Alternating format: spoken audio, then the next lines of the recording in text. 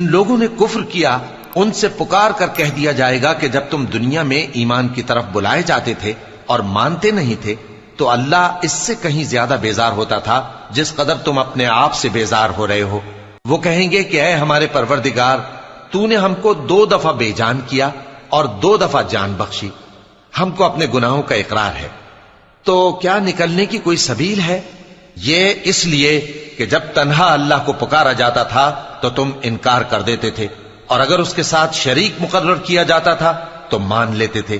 سو حکم تو اللہ ہی کا ہے جو بلند و بالا ہے، بڑا ہے۔ وہی تو ہے جو تم کو اپنی نشانیاں دکھاتا ہے اور تم پر آسمان سے رزق اتارتا ہے، اور نصیحت تو وہی حاصل کرتا ہے جو اس کی طرف رجوع کرتا ہے۔ تو اللہ کی عبادت کو خالص کر کے اسی کو پکارو، اگرچہ کافر برا ہی مانے۔ وہ مالک درجات عالی اور صاحب عرش ہے، اپنے بندوں میں سے جس کو چاہتا ہے اپنے حکم سے وہی بھیجتا ہے تاکہ ملاقات کے دن سے ڈرائے۔